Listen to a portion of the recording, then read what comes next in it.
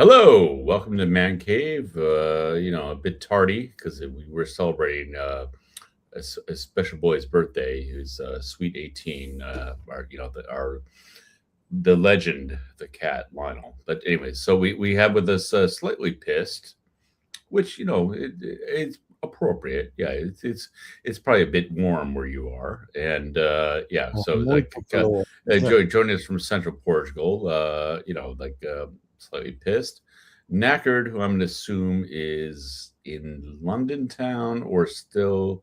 Did you make you're in Portugal or no? Nope, I'm still in London. Oh, poor you, Chris. Blimey. Mm-hmm. God, I just got bought drinks by the entire fucking village, and I had to leave six bottles back in the pub to come back here. So Wow. I'm glad. Thank God you gave me an excuse to get away because I would be fucked otherwise. So I'm quite happy. Yeah. Well, you know what? The morning is another day. So I'm sure she'll be back at it first thing. So yeah. So yeah, bump in Samana, as they say. So yeah. No, I have to do. And we are in serious festa season. So yeah. We sure are, definitely. Yeah. Oh, there's Festa de Cerejas now at the moment. So the cherry festival's on, and we made some cherry jam this week, and it was awesome. I have to say, put too much. But by the way, I met with some architects about a project that they're doing some really interesting stuff in Fondao, and I heard them talk for about 20-30 minutes about Fondao, and then they asked, there was a time to ask questions. I'm like, how did you talk for 20 or 30 minutes without mentioning cherries? Like I've never heard anyone speak about the glory of Fondao without it, like cherries even, like being mentioned, even a hint of red. And yeah, but Ken, Fondao. I'm like well enough to know that like I'm impressed by what you just said. So yeah, I just had a chat with my friend who comes to take our tractor out of wherever it's got stuck, right? And he was so lovely. He was saying the most important thing here is community, and it works like a triangle. You help me, I help you, you help someone else, and as long as you're part of the family, and that's what it is in the village we're in. Yeah. Then we'll always help each other, and it's just lovely. It's nice. I thought for sure the triangle was I help you, you help me, someone else gets a cut. Because that is a Chicago community I grew up in. Yeah, so like as long as the ward boss gets his share, like we're cool. So yeah. No, it's lovely. It's a really brilliant community to live in. And I was chatting to someone that speaks English quite a lot tonight, and I got told off and brought into the whole group that speaks Portuguese, and I managed to just about hold my own in Portuguese. But I think drinking really helps. I think that's that's necessary.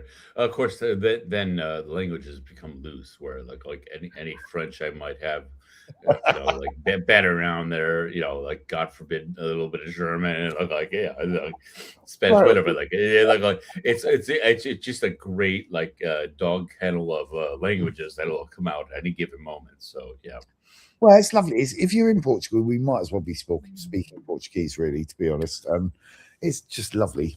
I'm really happy with the community we're in, and I think we've all made a great move. Chris, fucking take note, mate. You should be coming over here, definitely. Yeah, he just needs Chris. One word: morphine. Parents done. So That's an awful. It's gonna go that way anyway. So just get your ass over here. They'll be fine. So yeah. So I am over every 2 weeks. Yeah, I know. That's awesome. But you should be over permanently, man. Honestly, because it's so nice. We're in such a lovely community. Also, Chris, I generously offered, that come stay out by mine since we actually haven't met. But I have an incredible amount of books coming my way that's currently at sea somewhere in the Atlantic, and so I do not know if I'm going to have a guest room or if it's going to be a book inventory. So yeah, I would suggest before mid-July. if you want to come visit, like do a little Lisbon, and I know you want to do your little Nazareth trip and head on up. But yeah, but if you want to do a little cash action, I would say before I have to figure out where to put an entire container of books. Yeah, No, my second floor, which has my two guest bedrooms, and very soon, very might be full of boxes. So, Ken, you need Thanks, to Ken. get a smoking jacket and a ladder to go up and see your bookshelves. so unfortunately, I don't really need a ladder up here because, as you can see, there's only a few walls that are, Yeah, but if you like a real dimension. So yeah, I guess I could have the small little step stool that like that like That's what you need. that goes accordions up the like it's yeah. And a velvet smoking jacket, I think, is required. We have that one. What you'll see very soon, this will be what I nicknamed the Power Wall, which is named after art specialist that I worked with. That I do not understand what a power wall is, but yeah, I spent 3 days. Oh, Lee's in here somehow. All right, Let's see if you can squeeze me. Lee, all right, you're in. Hey, awesome. Cheers, Oh, mate. finally. Hey, at last. Well, I saw you kind of come and go, so you're in. Well, I was there at 5 to 10. I don't know where you were. I was here at like 9:30, and no one was here. I was at the bar at 10 o'clock, and I've still fucking I'm quite impressed, to be honest. Yeah, there you go. I was here at 9:30 plugging in my microphone, but then I had to go. The kids were late having dinner, and we still didn't do the Lionel celebration. So at some point, I'm going to leave you guys to discuss among yourselves while we do the cake and ice cream for him. So I did give him a little bit of his. Really quiet. What? Well, Lee, top tip for you: Di is just going off to put 2 kebabs and chips in the oven. Right, go to Mercadona. It's fucking awesome. I'm well. Is it really quiet tonight? Is the quality bad, or is it just my... Wait. Oh, wait. Is the quality bad, or is it just my? No, it might be. In fact, I just finished my vodka, which I shouldn't have. It's in my secret bag. Oh, dear me. Fucking hell. I left 6 drinks at the bar. I feel a bit bad about it, but not that bad. Oh, Yeah. God. Well, you know what? We'll see if it's just you and I and knackered. Knackered? Why you're knackered? Yeah. Is it? Cool. Is it? Oh wait, Lee's back. I feel we're not gonna have to push buttons a lot tonight here. All right, Lee, and also can you hear me because I plugged my microphone in, but I didn't adjust anything. So am I clear? Like it's been. No, you're quiet. When people were talking before, he was really quiet. Oh, sorry about Right. that. No, Pete, speak because you seem normal to me. Yeah, you seem quite loud, Lee. I don't know. Did you have a good Okay. weekend last Friday? Was it good? I've just done going to be settings, and the media volume was sort of quarter, so that's what it is. Okay. Awesome. Okay. That's a nice tech. So, Lee, is it more All right, okay. where you All right, are? here. Cheers. This is to not Not Dale Ben. or Ben, whatever you want to call him. Also, Ben. I was just reminiscing about a certain night we had in Lisbon with the gentleman. Because You had a good Friday. which I can say. I was going to say like, but also in hello to Patrick, and we don't have the other guy, but I'm always ask, is Ron dead? Yeah, it's still for Lee. So yeah, for whoever Ron was. So yeah. Anyways, what? Who's Ron? I don't know. Yeah, Ron. exactly. You told me to ask Garvo about this because his friend Ron died, and so I'm going to go No, that ahead. was weeks ago. Yeah, That was months ago. That was quite a while ago. I'll give you that one, Lee. That is retired. No, because he he do. Anyways, Lee, how was your week? tell us about Friday because I have opinions on it as well. So I've got some sort of I don't know what happened on Friday. I've got a bit of a blackout about it. Fucking I fat. remember going out. I told you when you might have gotten home. I'd like like when you might have left Lisbon because I left you with Cash, and Sandra sent me a WhatsApp message at 5:12 asking where I was. I love it. I think that's awesome. Oh, you know what? So you had a chicken nanny. I knew that Cash might not have been the answer. I should have maybe. No, I've got a green cabo. I got a green cabo. What time do you get? No, well, you put me like I mean you didn't put me, but you saw me off in the Uber, and I left you. You said I'm going to grab a cab right now, but I thought there's a possibility. Like, you know what? I'm gonna pocket. I'm gonna go back to the bar, and because there was a level. No, my phone was dead. No, but I know you had a train ticket, so I didn't know if you just crashed on the train station until the first one at 6. I've done that before, but no, I got a cab. No, because the arrangement was that here's what you need to get a cab, and so I'm not sure what time I got home. I'm not sure where we went. Fucking I'm not sure how many people I offended. I definitely offended somebody, and I'm really not sure how much I drank. Sounds like it's all a bit of a blur. Bloody awesome. Nah, it sounds really good. No, but the best part was because the entire purpose was kind of it turned out to be just a piss up because we were supposed to take pigeon nose I had a mate over who was meant to be coming out with us called Dennis. Which was the entire rally. Yeah. So yeah. So Dennis messaged me when I was going into the city saying, I know he's got IBS. I know he's got a bit of a stomach issue, and he's just said, I've got the shit. I can't risk a taxi into the city. I get stuck on a bridge. If I get stuck on the bridge in a taxi, I'm fucked.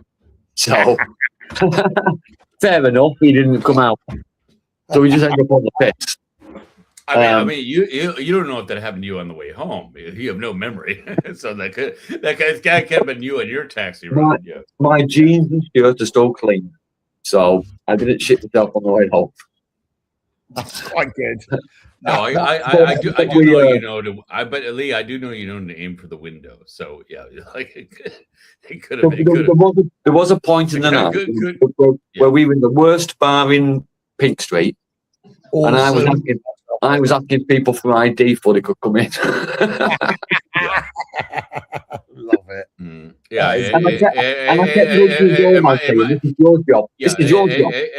No, mind you, this was like a brute gold chain kind of it wasn't just a couple like 18. It wasn't a couple 18-year-old Brits. Proper black gangsters. Proper black gangsters, and I was asking, proper diamond ring earrings, and basically they got off working the same door shift as you. So I shouldn't be allowed out. 50 floors in Pink Street, honestly. That was last time I went out with you, Lee. That was brilliant. I had a really good night. Thanks a lot for that. That was a lot of fun. Offering sex for drugs, I thought was fucking a brilliant idea.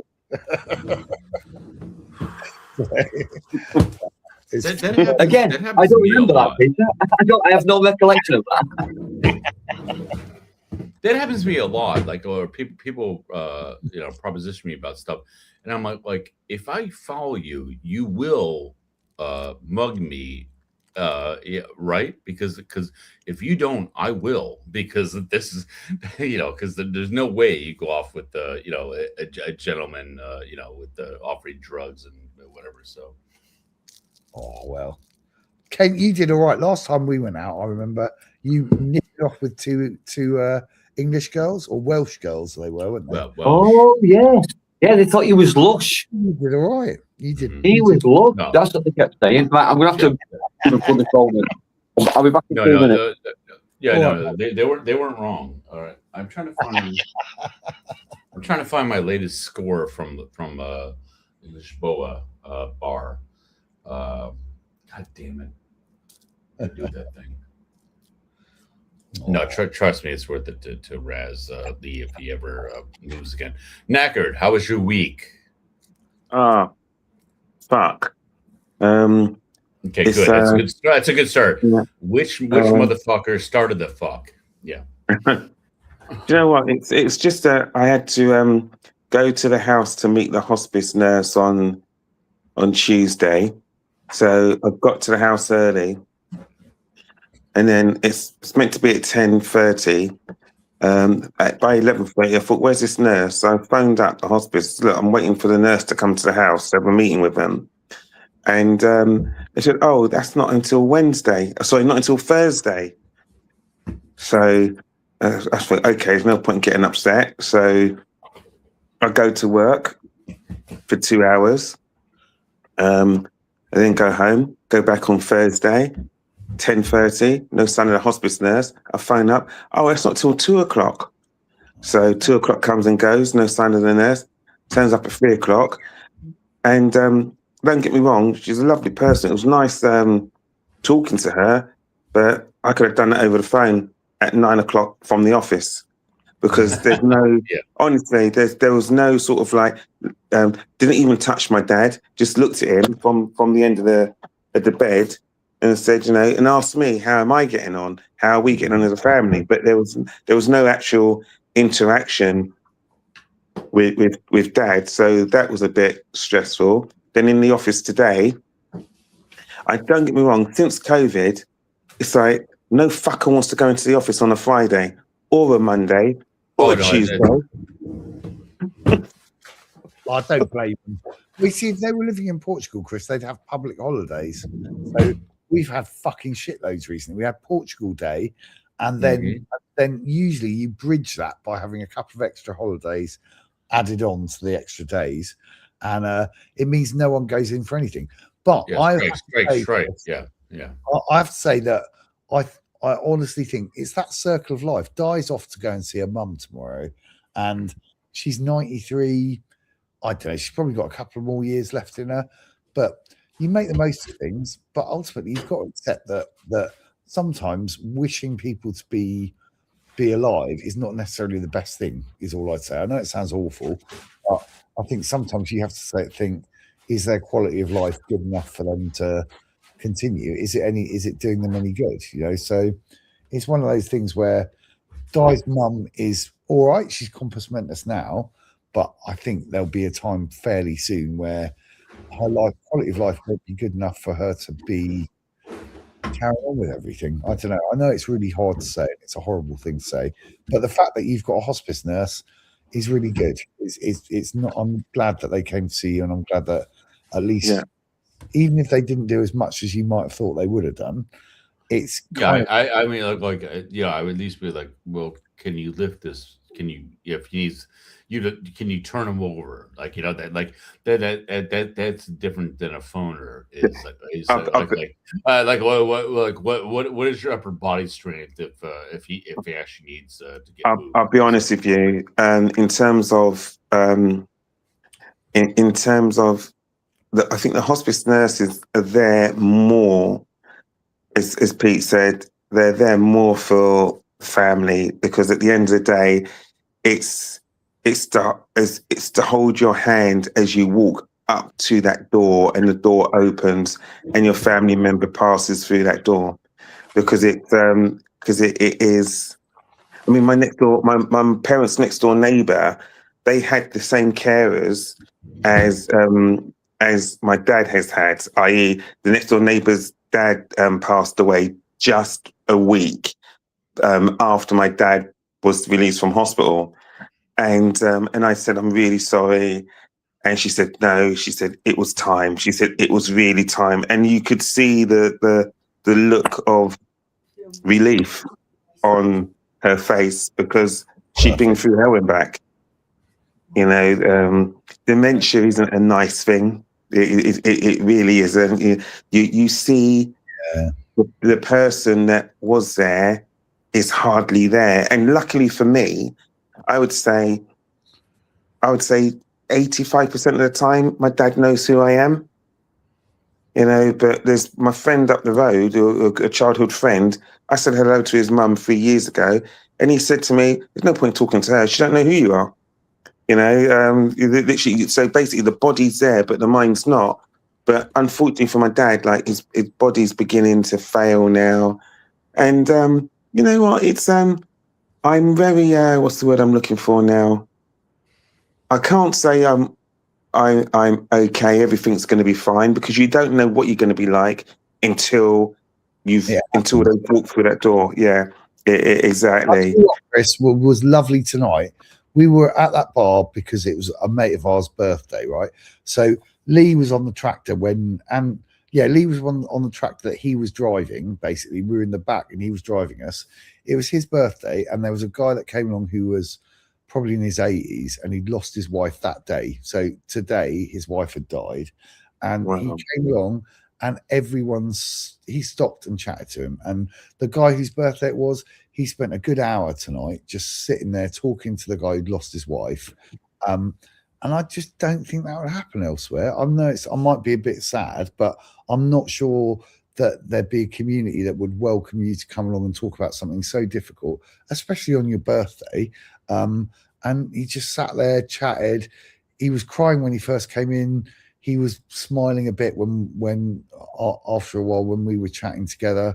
And it was lovely for me, being the only estrangero with Di that was there. The fact that we were included in all of it was just really lovely. It's a bit like what Lee's got with the community that he's got around.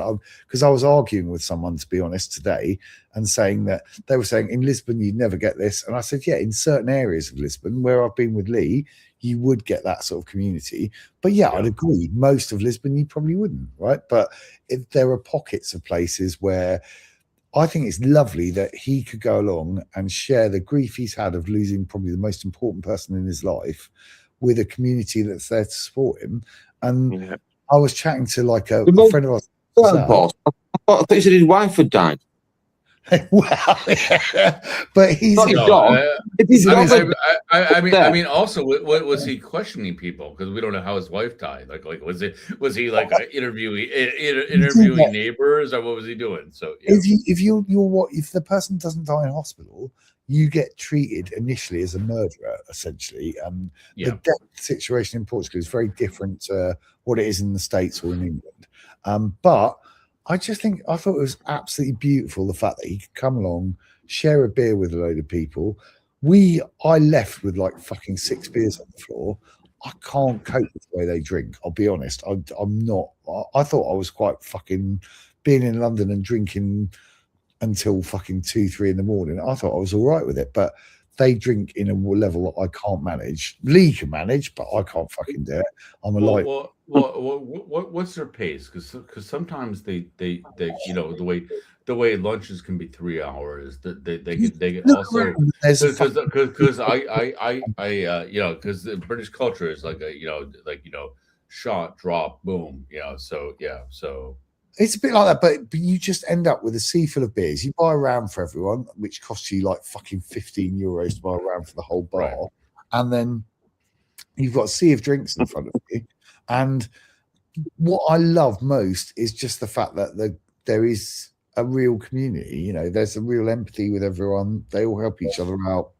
It's a lot like Lee's family, I'd say, is that everyone's in it not for financial gain for themselves. They're in it for the whole community. And I think that's lovely. You know, for me, that was a really nice bit of tonight. And the fact that I had to speak Portuguese the whole evening. We were chatting to a guy in English, and some of our mates, one of the people that helps me out the most, said, look, you can't fucking fit into the community here. It's not doing you any good if you're speaking speak Portuguese, which was actually a really good thing. So we went from being on our own with one guy speaking English to being in a massive circle with about 30 people, all listening to my shit Portuguese. Well, I'm going to learn. You know what, Pete? If you do that next week, also you just have to like get out there, because because I have a decent vocabulary because I studied it, when I was locked down in COVID. God knows how I had time to do this stuff, and Katie did not. She's like she is fluent in other languages, but yeah, she didn't look at a lick of Portuguese before we moved here, but she's nearly fluent because she's out and she doesn't give a fuck. She just keeps talking and getting corrected and yeah, and just Yeah. like working it out. And I then of was course these approaches you don't need it. So yeah, they're so patient with us. That's what gets me. Is like, if I was that shit, I've been here like 5 years and I'm still quite shit at Portuguese. And if I was still quite shit in England after 5 years with our mates that have just come back from England, you're going there tomorrow, aren't you, Di? It means that they wouldn't put up with fucking people that didn't speak English. oh, geez, can you imagine like especially in the culture now is like if yeah. Like, Yeah. if you just kept your little enclave and never learned English, so yeah. Yeah, Hey, exactly. you need to take a good look at Di, because she's going to England tomorrow, and when Di comes back, she's going to be completely different, because this place it's not what it was 2 weeks ago or 3 weeks ago. I mean, the craziness that's going on right now, Di, be prepared. Wear a mask, Di. Not for COVID, but for all the fucking stupid people. I'm telling you. Yeah. I mean, I think like Or like at what's least save up your phlegm so you can fight back. Is that right, Lee? I mean, Oh, mate, honestly, what's happening in Northern Necker. Ireland and stuff? It looks pretty grim, man. And it's a kind of repetition, isn't it? It's like we're going through the 20s now, and it's virtually the same as the 20s in fucking back. oh, jeez. Are they you? call it. It's like, like crystal gnats. Actually, I'm not aware because I pay attention to what world politics and stuff, but sometimes you were out late and you kind of like had a hangover today, if you know what I mean, and like so sometimes it's tough to know which outrage to take a look at today. So what are you referring to, Pete? I don't know the. I Well, mean, I know what's going on with in the Great Britain, but I don't know what happened in the last 48 hours. So, well, Chris can tell us a lot better, but you explain what happened in Belfast recently, Chris. Go on. So there's a man, I think it's a Sudanese man, tried to behead someone in Northern Ireland about 72 hours ago, and okay, so that's the within man my was time frame. Yeah, but it so does the man explain was why the fucking Irish didn't show up last night for our outing. So yeah, so they're but literally probably they without heads. Yeah. they basically saved the man from being murdered, but he lost an eye. But then Northern Ireland have just literally, well, some thugs in Northern Ireland have been going house to house, setting fire to cars outside people's houses, which have then spread to the houses that people are in, and they're knocking on the door. And if you're an immigrant, they're chasing you. Literally, you're being chased out of your house, and they're setting your house on alight. And then they're knocking at other people's doors, and they're saying, "What are you doing that for?" And they said, "Oh, we thought you was an immigrant, but we're not. We're white. So, oh, sorry, we'll leave you alone." And they've just gone crazy. It's like the 1930s, 1920s on steroids. It's like crystal gnat. That's what it is. It's they call it Belfast Nact or something, where all these things are going on. And then the same night, the nights that these people have been burnt out of their houses, innocent people, the BBC shows some documentary about Brexit, about how one of the communication secretaries for the Brexit party or UKIP said that they basically Brexit was the modern Nazi party. Basically, they used everything they did in the 1930s. What the Nazis did, they did exactly the same in Brexit in terms of the propaganda and everything. Saying that the Turkish were coming and the Turkish were never coming. And they basically just literally what's the word I'm looking for? played on people's fears and shit like that. And they said how useless the BBC was at actually challenging the Nigel Farage and Boris Johnson. It just goes to so basically and the thing is, the worst thing about what's going on right now is people were saying that they voted for Brexit because to punish the Tories for austerity, but the Brexiteers have done more fucking damage to this country than the Tories did with austerity, and now they're still turning around and saying, people are coming over in boats, etc., and all these immigrants and shit. It's all fucking bullshit, and that's what I'm saying. This country is really, really, really damaged itself. They're sitting there complaining about Keir Starmer, saying he's not spending enough on defence. He's got no fucking money to spend on defence because the cunts of Brexit, who still flipping want to defend what they did, fucking knackered our fucking flipping economy. The one thing that we had going for us was the fucking finance sector. And where have they all gone? Chris, I'd mention is the housing. UK is going through a pretty. It is a fucking that I have been aware of because that's not something that happened in the last 72 hours. It's not. So once people go into negative equity, they'll seek someone to blame, and who's the easiest person to blame? Immigrants that's new. So for me, I don't know, sitting there tonight with like a whole village of people. There's only 300 people in my village. And I would say I probably know about 70% of them. And sitting there with a village that have really accepted me is just amazing compared to what I know is probably going to happen. Even here, there's still a risk. When prices go up, you want to be with people that you can rely on and trust and will help you out. And I just didn't feel that when I was back in London. Look, I felt everyone was just out for themselves, So for me, it's a massive bonus being out here, definitely. But I don't know if it's as bad as I fear, Chris. You're there, so you know way better than me.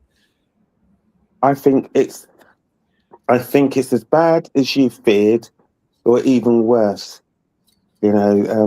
What's really interesting is that you sit there and you watch the news, and you worry for your kids every time they leave the house.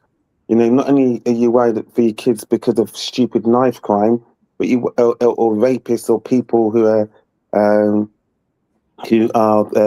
breaking out of prison vans and being on the run. There's someone in Belmarsh at the moment that people are protesting about. I didn't even get a chance to find out what that was all about. But today, 72 protesters were arrested outside Belmarsh. And Kent, Belmarsh is our highest security prison in the country. And I live about a mile down the road. Oh no, because usually I'm aware of like the usual because usually an album title is like "Strange Ways Here We Come" or what So surprisingly a lot about Great British. Chris, I used to teach prison. No, but anyways, I did not know that. Thank you. So what's it called? It's a fucking rough prison, and it's not a prison where, I hate to say this, but it's not a prison where the guards and the governor are in control. I think it's, unfortunately, like quite a lot of prisons, it's so underfunded that the prisoners basically run the prison. So it's one of those situations where I know him and his wife both worked there. So she worked there as a psychologist and he worked there as a guard, and they both said they felt pretty much in danger every time they went into work.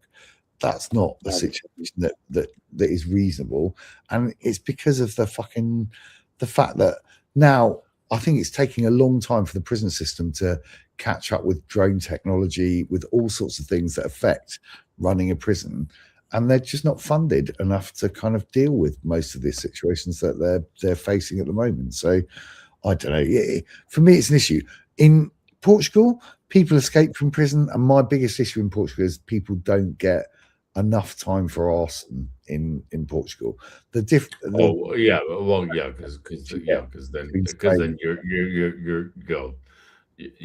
your village of 300 would definitely be reduced. So well, it's not where we are. I think, Kent, I mean, Like if you come No, on, no, I know, but we all know that like Fahrenheit 51, where the firefighters end up being the ones with the blow torches. Yeah, so yeah, it's too lucrative for some. Yeah, well, it's more, it's weird in terms of in Spain, the amount of fires that are created by arson or man-made are about 15%. In Portugal, it's yeah. over 80%, and that's No, because people aren't punished.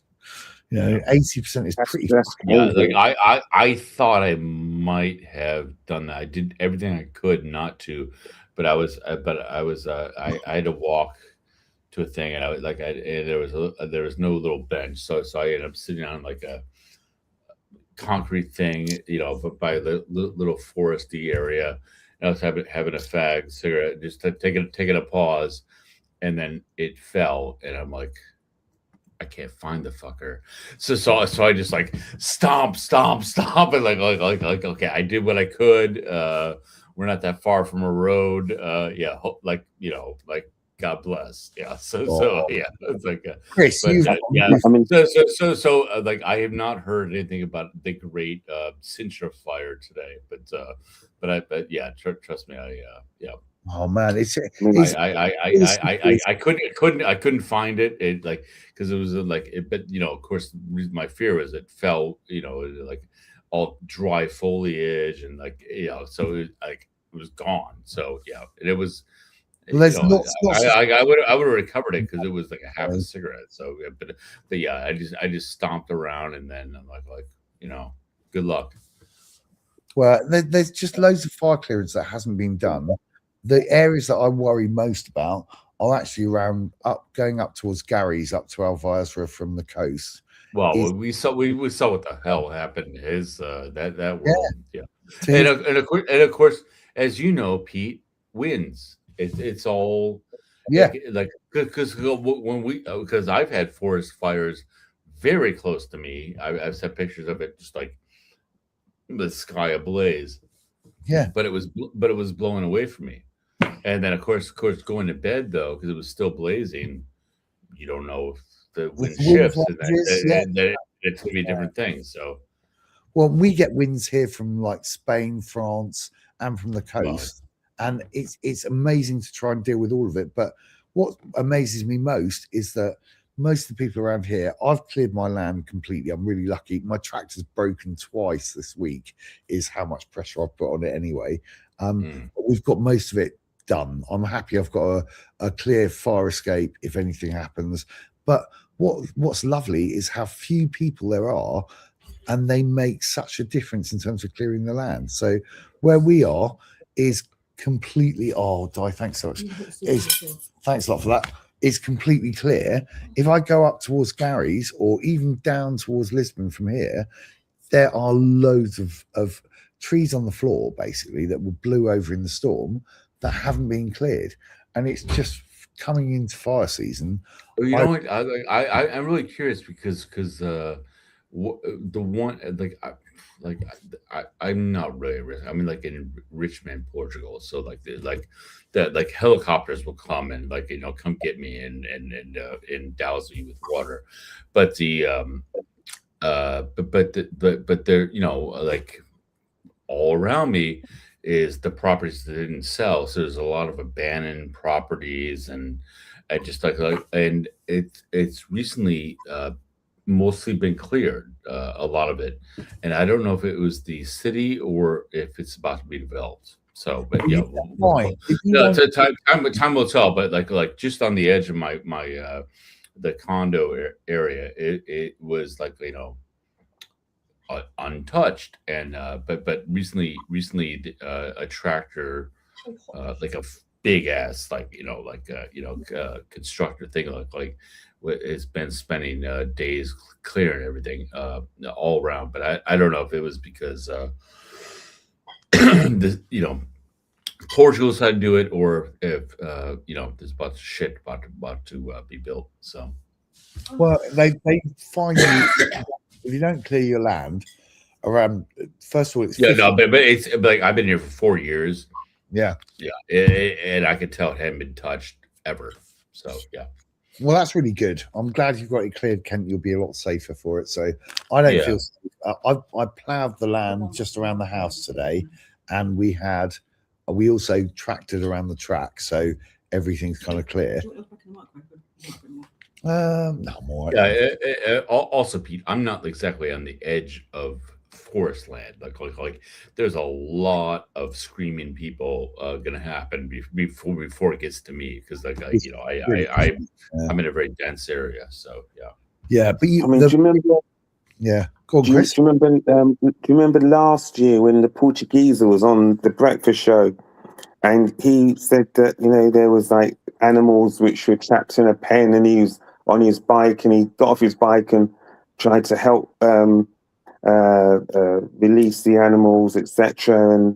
And people are just helping out, and it's just crazy how things can happen so quickly. That's why and I was talking to him about you a couple of days ago, Pete. I said, yeah, it's that do you remember when we came up last year and you started pruning the olive trees, and you had one of the guys from the village helping you, and a couple of boys came up as well. He's lovely as well. Oh, I'm sure Pete went snip, snip, and you know what? I'm going to take a little, I'll be back in a minute, and then that was the end. No, of he's that. lovely. The mayor's son we've had around recently anyway, but he's so funny. Honestly, Chris, you love him.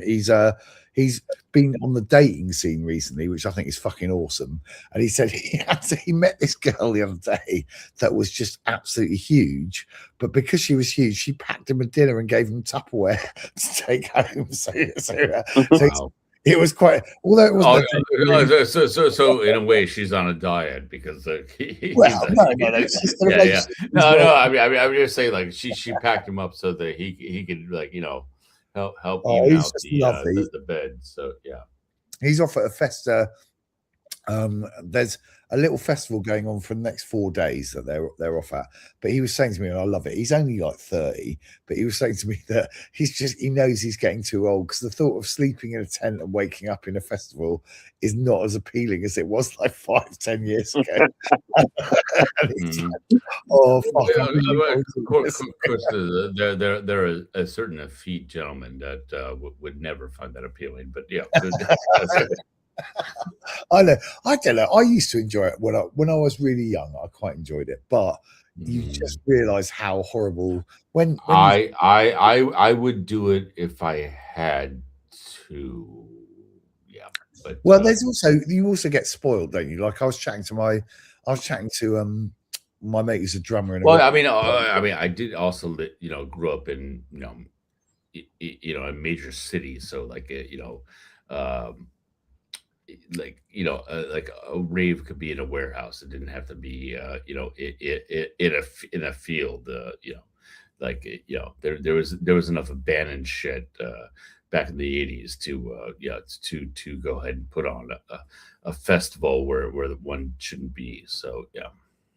Oh no, I do. Also England is really like they're known for their big outdoor was a good idea, now a commercial thing. Big televised but we have shit weather, Kent. Honestly, it's not the great place to go for a festival here. Oh yeah, no, but I mean we had things like Woodstock, like the weather might be good, but I feel like if they did Woodstock 3, they would have giant hoses just to get the mud going, so they can recreate those moments. So yeah. Oh, Chris, you'll love this because we know what the area is like here. We've got a hippie washing facility that we've in with the sauna and the jacuzzi and everything, just so that underclackers can get clean. Oh, you know what? Yeah, I like it always reminds me of Caddyshack. Like, oh, you got a pool over there. We have a pool and a pond. Pond's good for you, not natural spring. I'll be oh, Mr. and Mrs. Hippie, yeah, you could use the jacuzzi, but you know what? We have a natural spring over there. Right. I actually, you know what? If you really swim around and fight off the duck and all the mold, I think you'll find the hot spring that's out there, and So, that'll go up your a couple of bum weeks, like you know, like well better than a jacuzzi. So yeah. a couple of weeks ago, when we was at the beach, I said to him, "She's going for a bath." It's this woman, and she said, "No, she's not. You can't bath in the sea. It's salty." I said, "Look." She said she stripped down to her underwear, and she went into the sea, and she's sort of like exfoliating in the sea with all the salt, and then she came out and got dressed and just went off again. And like when we were there for a week, she did it twice, sort of thing. And yeah, you know, it's when you think about it, that's what people do. So yeah, they'd be down on in your spring, Pete, literally having like a No, you know, I just wash them first because honestly, you wouldn't believe how dirt in a hot tub spreads because it's like Oh yeah, I mean, like, hundreds of but degrees. honestly, yeah, like yeah, like Mm. hot tub. That's yeah. You almost might have someone go through an airlock before you let them in. So That's exactly what I need to plan in, Ken, definitely. yeah, But the sauna, no, hopefully no. boil any bacteria off them. Well, you know what? Yeah, just Not like only if people want it on a really windy day, and so at least you know you're getting you know some debris blown off. Yeah.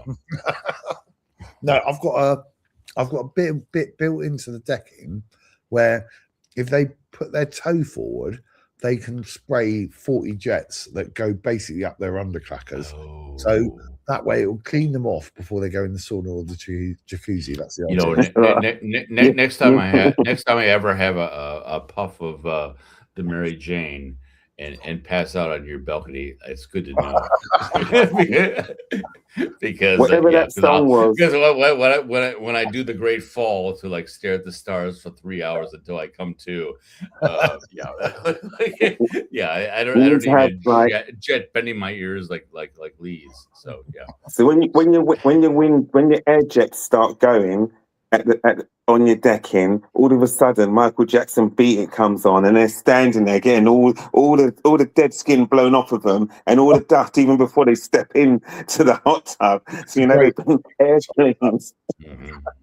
Oh, God, I've got to do decking all this week. I had to. No, I mean, like seriously, It's like horrible. you already got the you know, yeah, you already got the sauna going. Like just get an airlock and yeah, yeah, and just I think it will cleanse them off before they're ready to kind of stay anywhere. yeah, So this could be a good idea in the end. So we will work it out definitely. yeah. But oh, man, Just watch old Bond films and you'll know what to do. So yeah. I'm still going down to see you, Chris, as soon as I can because that local fish sounds amazing. When we have Oh yeah, but the Chris, you know, I've kindly invited my place, but also I've never been in Algarve because I know lots of people who have like beautiful properties there, and nobody's actually. That people say like, "Oh, you should come sometime," but that's not a hard invite. Yeah, so like I haven't not now like okay, what time should I be there? Yeah, so yeah, so this hasn't happened yet. So Honestly, it's an open house, and with us when we're there, you're all welcome. and Chris, you know, I bought the exact towels that you recommended, so that's not going to be an issue. I can bring my own. So yeah, I have to say, so. Chris, your place is beautiful. It looks awesome down there, and doesn't it? You know, it's only a small house. It's Oh, well, basically a small town. actually, Chris, I don't know if you actually have my email, but because you know I'm not at Facebook.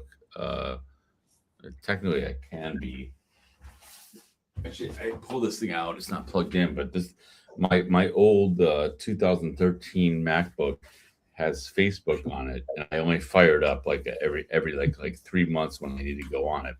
But otherwise, yeah, like I'm not on social media, so.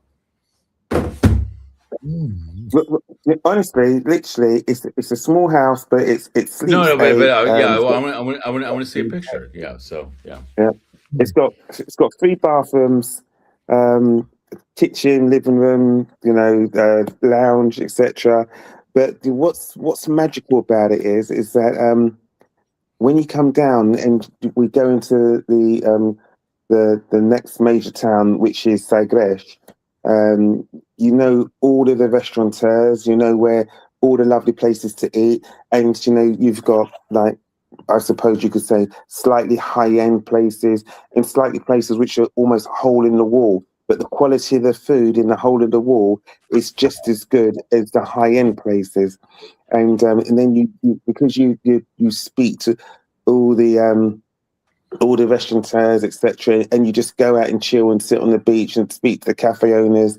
And then if you want to go into get a little bit more history, you can go into the fort, or you go down to what's it called, Cabo San Vincent, which is where the sun goes down over the ocean, and you see all these cars, like, you know, hundreds. I kid you not. Sometimes in the summer, when it gets dark really late after 10 o'clock, when the sun goes down, you'll see 1,000 cars and minibuses all parked up.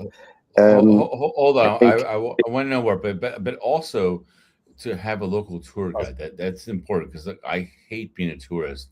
I don't want to go to English chip shop in the Algarve. Like, I want someone to tell me where to go. Anyways, yeah, it is Lionel's. literally, there's no. It's Lionel's birthday, and I'm getting the signal that we're doing cake now. So, so if Lee, I'll grab my phone, but I'll tell Lee that you can't join.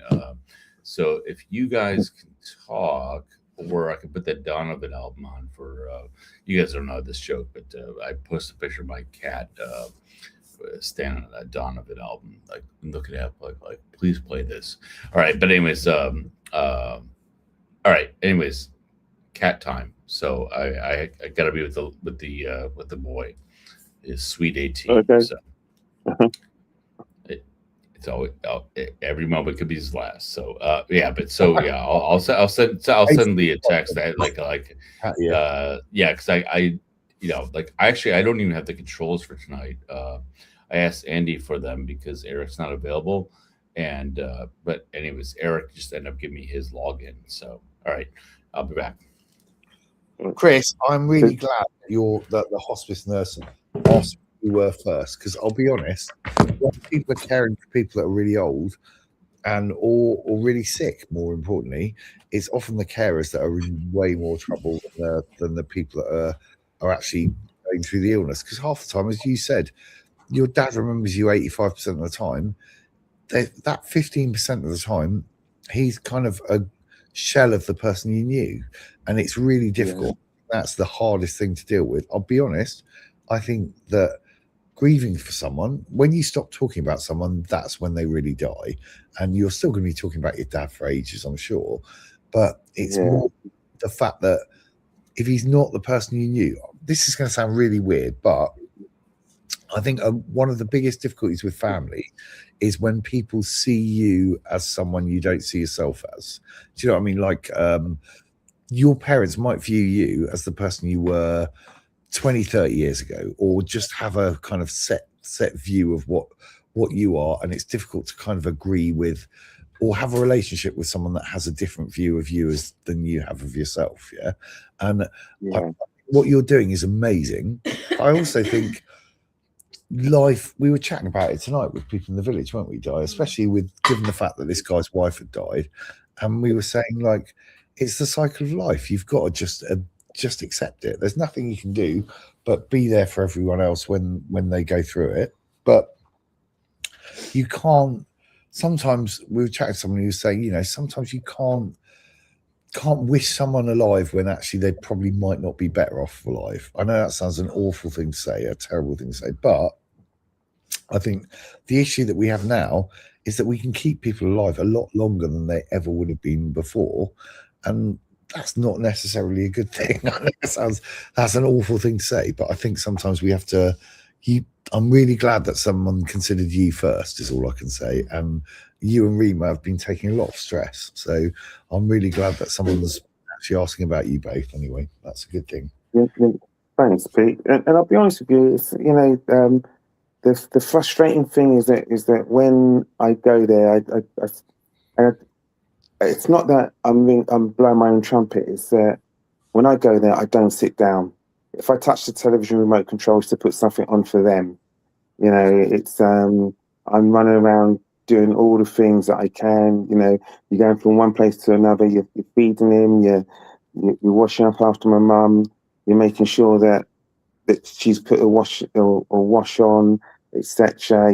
You're seeing things that are out of place, and so you're putting them back into where they should be, and all that sort of stuff. And it's I sometimes I could be there for 30 minutes, or I could be there for 2 hours, or like, for example, yesterday I was there from 9 until about 4. Walk down to the local Sainsbury's and Lee and do some shopping, and then Rima met me in Sainsbury's, and she dropped me back to the house, and then because my mum was cooking for my dad, but I think my dad was getting bored of my mum's cooking, and so eating the same types of food every day. So I just went to the shops and I bought a few things that they needed, and then I said, right, okay, we're going to try something different. We're just going to do 6 ready meals. Every ready meal was different. You just got to throw it in the pan, warm it up. Within 5 or 10 minutes, it'd be warm, or etc. Try them with that. So it's something different. So if I'm not there every evening, because we take it in turns between myself and my brothers, but Rima and I, we're the ones that really are military. Even the carers say, how did you get him to take his medication? And I just tell them, because Rima and I, we take no nonsense. And when he sees us, he knows that there's no point spending half an hour arguing with us. Take your medication, have something to eat, and then you can at least have some quality time, as opposed to it's just being combative and argumentative all the time.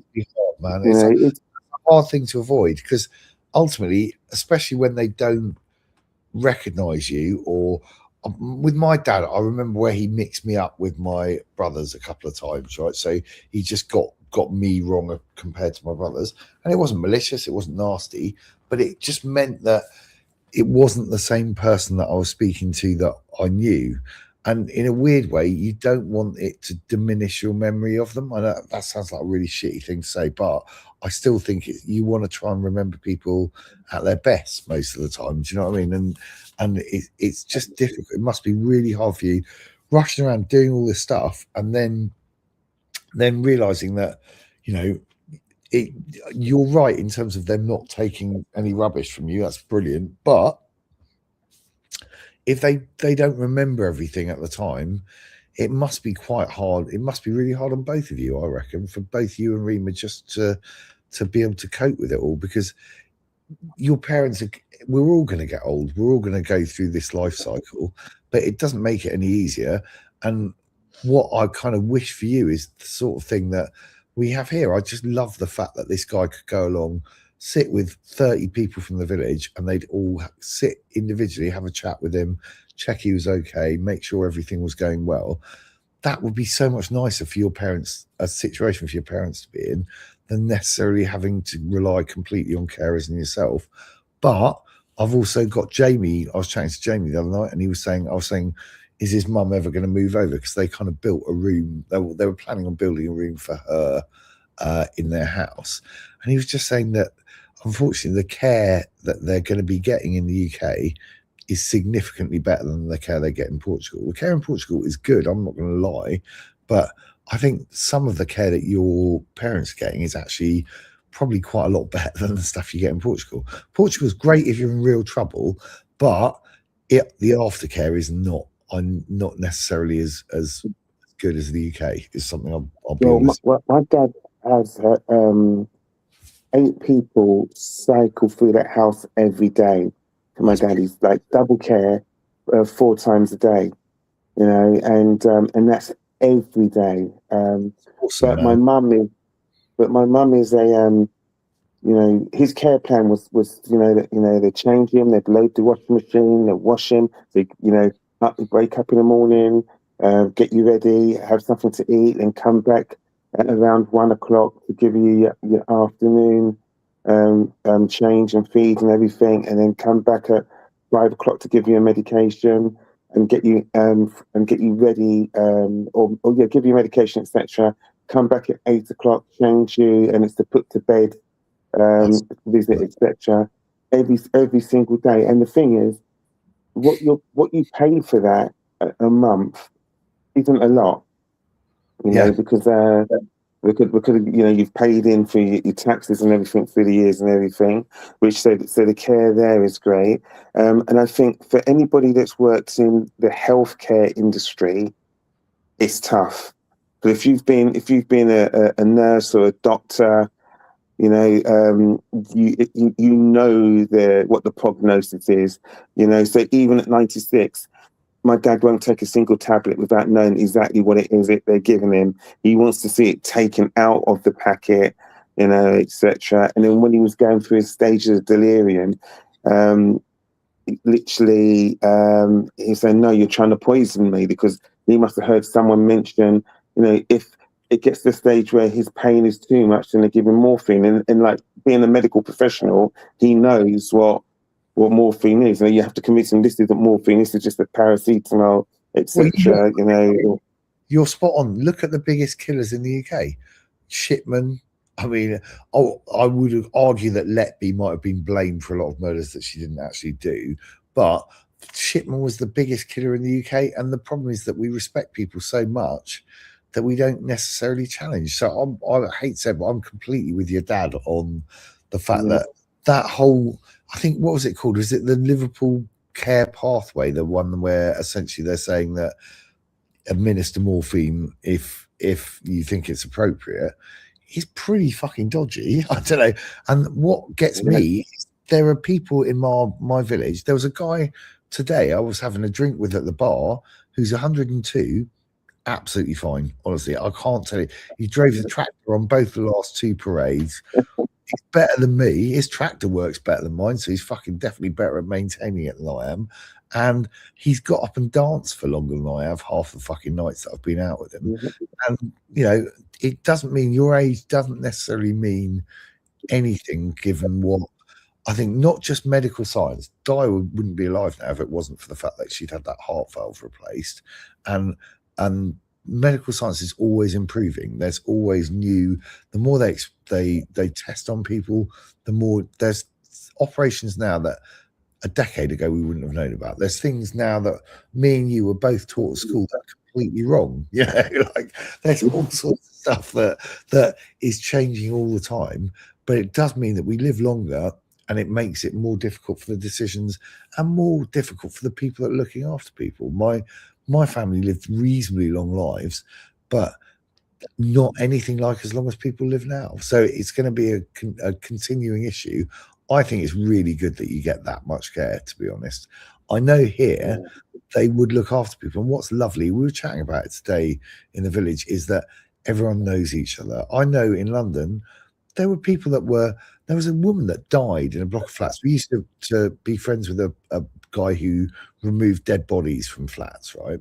And there was a woman that died, and it took him 27 years to recognise that she was even fucking dead. No one went round there. No one even noticed. And this is in a block of flats where loads of people are meant to be fucking living next to each other, and no one knows each other at all. And the thing is, if your council tax is paid by flipping direct debit, and the person who's died got enough money in their account, that just will just be going out monthly, and no one will bat an eyelid, even as it increases. Yeah, you know, like Remus said that a person died in a block of flats on the Sun and the Sands roundabout. Oh yeah, at the bottom of Shooters Hill. So there's a block of flats, literally, as you come down Shooters Hill, directly opposite the Shooters Hill entrance. As you go round the roundabout, just as you're about to go into Blackheath, someone died in those flats there, and they had to cut the concrete out because they literally decomposed into the concrete. He said the I mean, it's a really sad indictment in a weird way of city living. I think for me, like, I've lived in the city pretty much all my life, and I've been out here for 6 years. I would rely on pretty much anyone in the village for pretty much anything. So I know if I asked them, they wouldn't hesitate. They'd come and help immediately. If I've got a problem, they'd try and solve it. Yeah. That I could never say for the people back home when I was in London. I could never even fucking think it.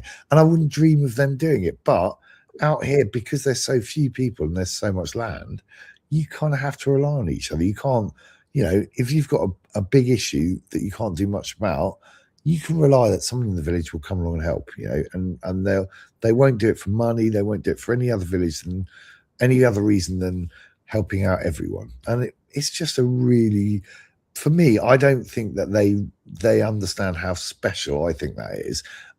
Although I think it's awesome that your dad's getting so much care, and I think that's an awesome thing in the UK. I think that's a really, really good thing. What depresses me is how fucking little people get paid for it, and how bad the conditions in general people work for that is, and how people afford it. I've got no idea at all. But I do think Going from job to job, it's just from patient to patient. You don't get paid for traveling time, you know. And carers, if your job is a carer, like if you're a doctor or a nurse, you would have a badge that you put in your car, and the local authority won't give you a parking ticket. Whereas if you're a carer, you're going from place to place in your car, you've got to keep on checking your car every 30 seconds to make sure you're not going to get a parking ticket. And things like that. It's unbelievable. And they get paid so fucking little for a really difficult job, you know. I hate to say it, but I think that's the same here. Here, probably the worst job in terms of the most dangerous and awful is something like the Bomberos, or even the GNR. I think is, well, it's not a dangerous job. The Bomberos is a properly dangerous job, right? And they get paid like €1,000 a month. As little as that, they might get like a 25% increase if they've been choking on fires all summer, which they kind of do quite often. In England, I think the worst job is probably being a carer or being a vet. You just get underappreciated, and you have to do something that's really difficult to do and really hard work, and yet you just don't get anything for it. And that, what depresses me is that mentality. Musk has just opened SpaceX, hasn't he, for shares? And what did Musk say? That you should have no empathy is a weakness. Having any empathy for anyone is a weakness. I think that's a really fucking depressing place to be. Here, it really is. And one of the worst things is about, I mean, don't get me wrong, the technologies that he's invested in, because let's face it, he hasn't actually designed them himself. He's bought things which he can identify really good technologies, and he's just pumped money into it and developed it. And what's really sad is, with so many billionaires, and now you've got the first trillionaire, what the fuck? I mean, and people are worshipping all these people that got all this money. And I'm not saying that people shouldn't have a lot of money, but do you really need $1 trillion? You know, and do you really need like hundreds and hundreds of billions as individuals if that money isn't helping people? I totally agree, Chris. And what gets me as well is like the fact that they worship people who are never going to help them. You know, it's a bit like Brexit with Farage and all those people that are trying to avoid tax. They're not in it for the local working person.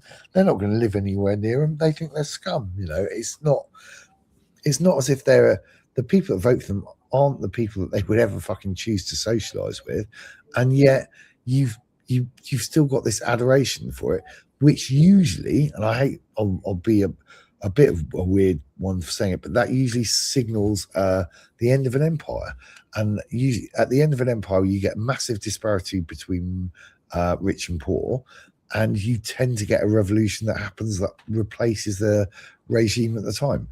I personally, I don't know, I think that we're seeing the last throes of what was the dominant nation, which was America, and I think it's been completely self-imposed. You know, I think Trump could have chosen so many other options which would have kept America in the state it was in, but I don't know. I can't see when the economic crisis that is inevitably going to hit, when it really hits hard, I can't see America being in as strong a position as somewhere like China or other places. I mean, obviously oil is a massive consideration, but nowadays I know Jamie just went out to go and visit a whole load of solar panel factories that they buy from back over in China. And China's got the technology now to not necessarily be reliant on fossil fuels in any particular way. And I can't see the hegemony of the States continuing for much longer. I don't know what you reckon, but there you go. I think what you said about the empire bit, I think is 100% true. I mean, if you think about the UK, 100 years ago, they had, all those Commonwealth countries, which were part of the empire, and they were getting money from all of them, and whatever they needed. It's really awful. I used to teach Empire, well, the British Empire in particular, and weirdly enough, they didn't actually make money from most of the colonies that they had. They ended up spending quite a lot of money. If you think about the position the UK was in, we were the first country to really thoroughly industrialize, and therefore we had loads of products loads of people wanted, but we ended up spending out on infrastructure. If you go to India, for example, the railway system is pretty much entirely the same UK system that was built. That's why it's a bit crap compared to I suppose. I don't know. Is it like is it the railway system minus the beaching line, because we're all But in a weird way, the UK, when it had its empire, it wasn't something that it planned to do. So, for example, you take like Africa, for example, as a really good example. In 1890, 5% of Africa was colonized. In 1895, 90% of Africa was colonized, right? And the reason was that a lot of trade had been committed by certain groups, and the traders had been threatened, and they called the army in. So in a way, Britain ended up with an empire that it didn't even know it wanted. It didn't particularly want. It was to protect traders in those various areas. And what's weird with the way I think we've lived in an age where America has dominated. I don't know, in my opinion, they've been the major world consumers more than anyone else. And I think things are changing. I think there is going to be a kind of change, just because it's so corrupt, man. I mean, the fact that Trump was trying to pass that bill to give all the MAGA supporters a massive slush fund, and just the number of times he said, "Oh, we've destroyed all their weapons. Oh, they've attacked again, but we've destroyed everything." And that Taco saying, "Trump always chickens out." The fact that he's done all of those things, and now in the World Cup, you've got referees from Somalia being banned from attending. It just looks stupid. The whole situation there looks mad. And the fact that he's saying things like, "Oh, I really like inflation." What the actual fuck? I can't imagine many Americans really liking inflation when prices were astronomical at the time. I think we're going through that period that Di remembers, and I don't really, I'll be honest, of that kind of negative equity where people haven't got that. Essentially, we in the West, we've all been running off the money that we've made from property. And once that goes and you've got a mortgage where you can't pay for it, particularly, what the effects were from, well, I don't know, Di definitely does. I kind of do, from when people went through that first initial period. It was like in the 80s, I suppose, wasn't it? Early 80s, where wasn't it the ERM?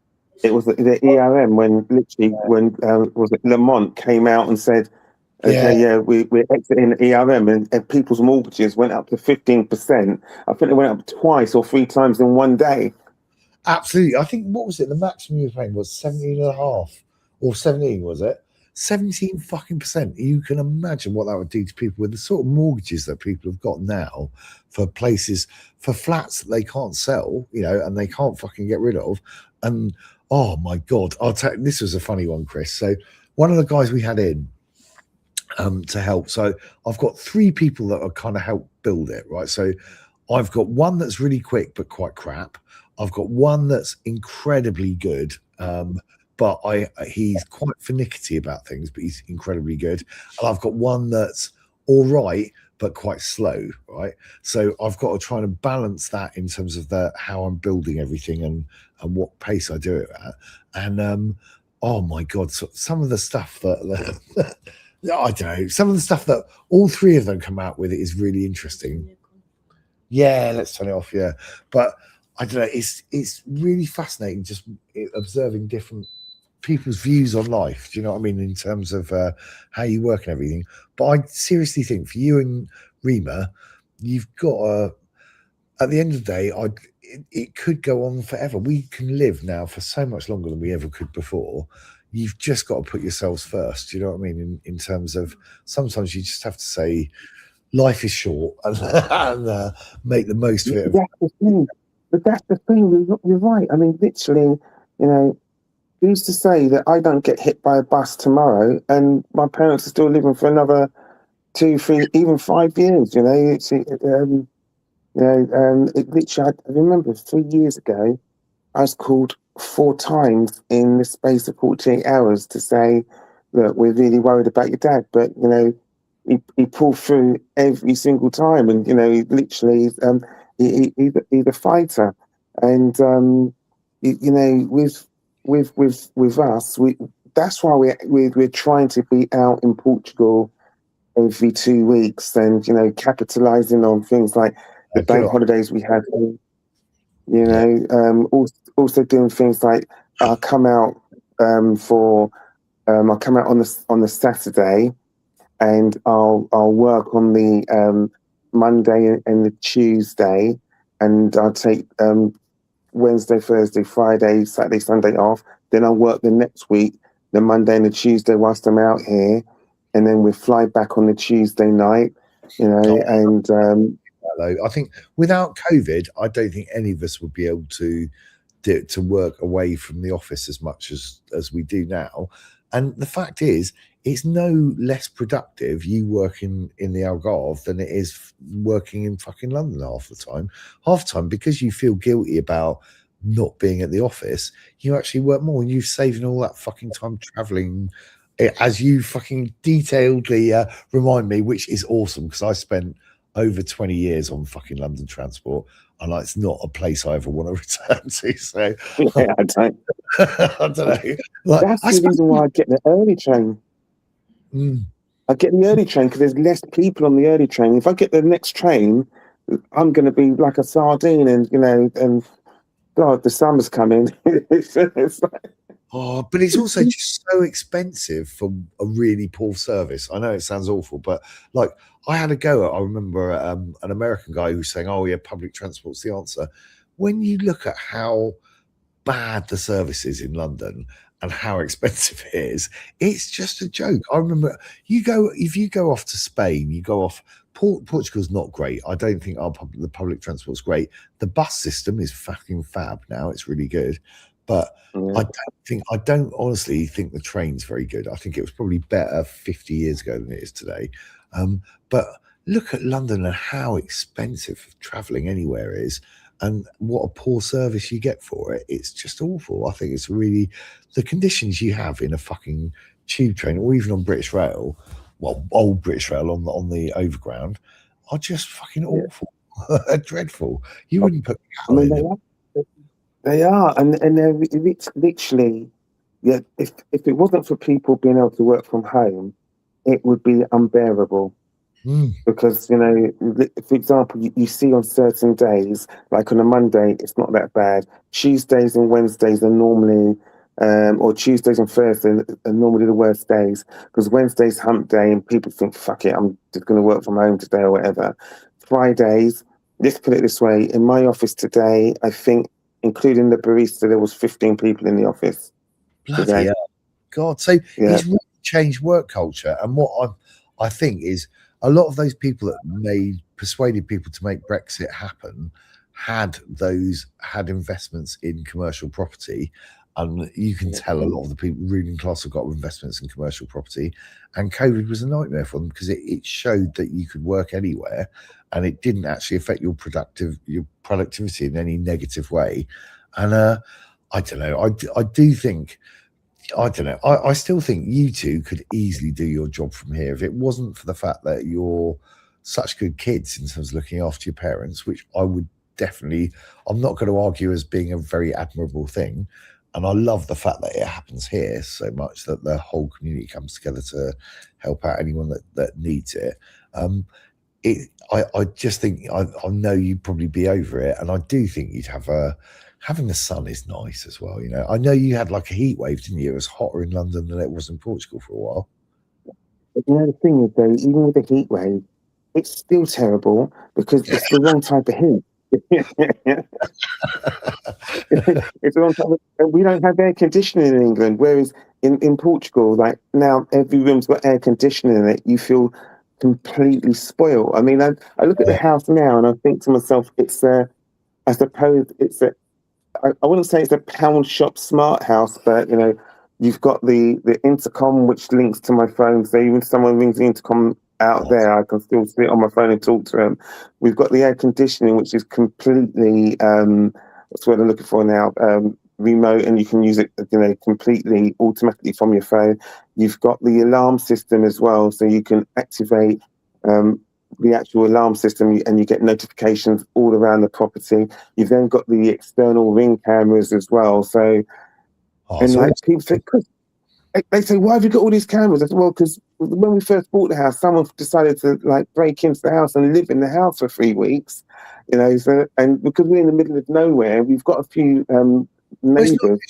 But Di had, what was it, 6 break-ins in 2 years, and the problem is that for a certain period of time, you've got such a massive population during the summer, but in the off period, there's a whole load of empty houses, and there's no one around to check. I think, like Di was saying, there were only two Portuguese people living in the road when she was in Albufeira, and therefore there's loads of empty houses.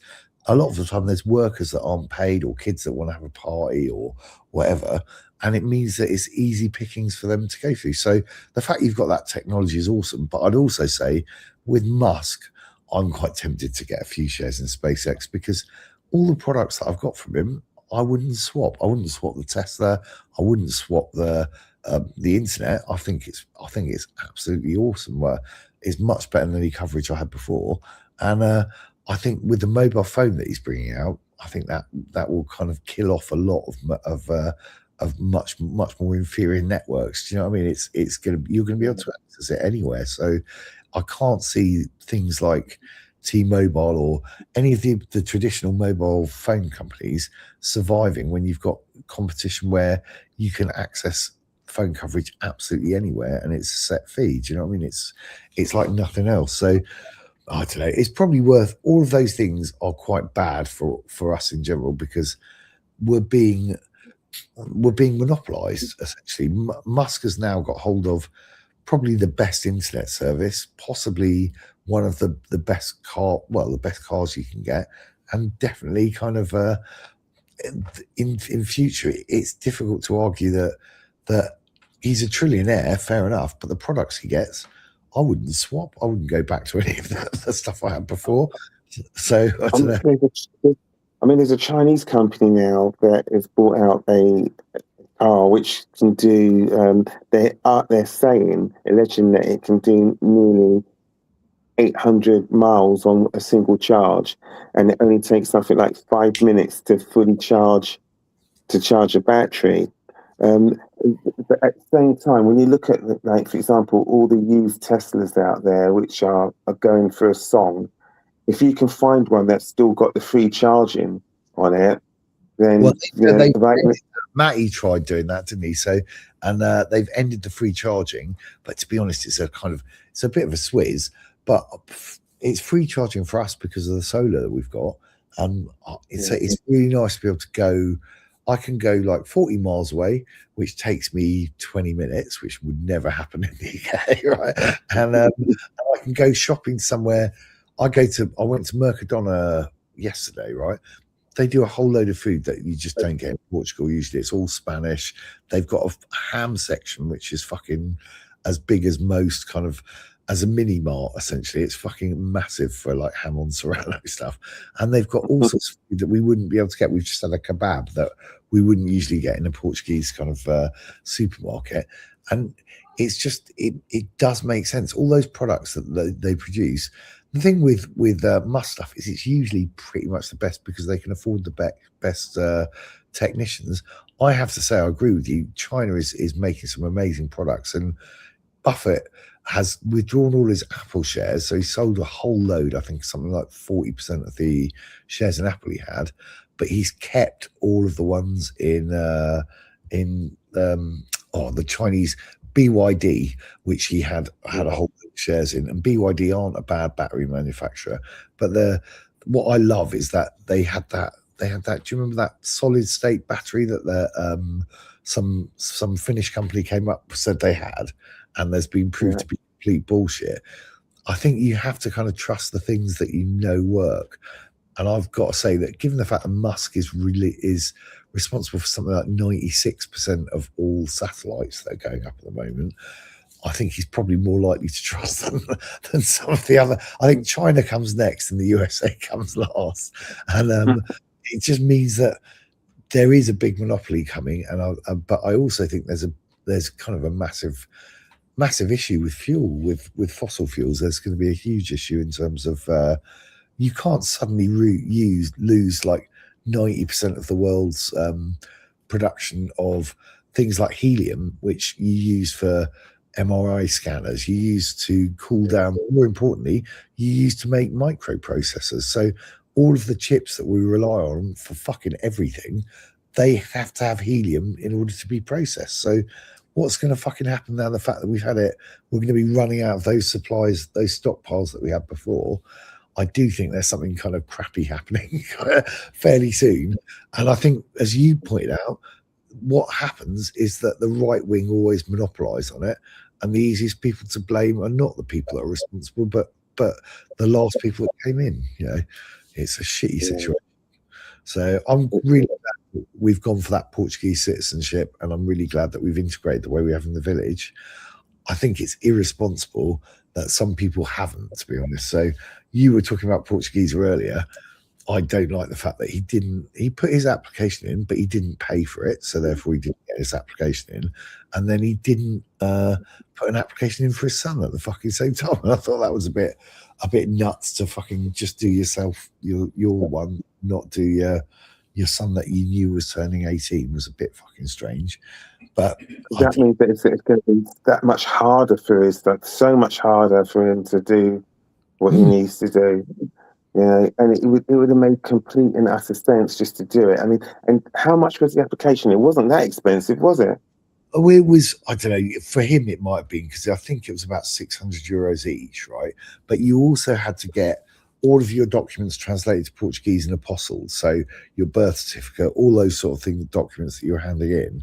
And that, again, cost a bit of money. And he was going on, oh, no, it shouldn't cost anything. Like, I contributed towards this doghouse that's never seemed to appear.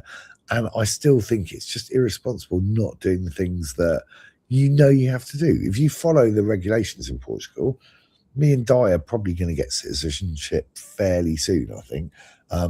And all you had to do was follow the instructions that they gave you. Yeah, it was a bit of money, but you've got to pay for administration costs. It's one of those things that you just kind of have to factor in life, don't you? So, because if you're in America or if you're in England, you wouldn't turn and say, "Oh no, I'm not going to pay for it."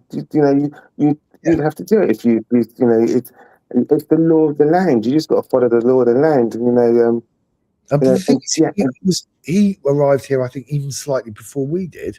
He would have had no issues if he'd followed exactly what he was meant to do, or just paid a lawyer to help him do it.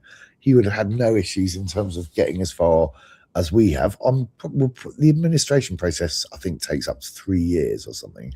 So I'm not expecting us to get citizenship for another 2 years. But the fact is that we've applied for it, and our application still follows the old legislation, the 5-year one.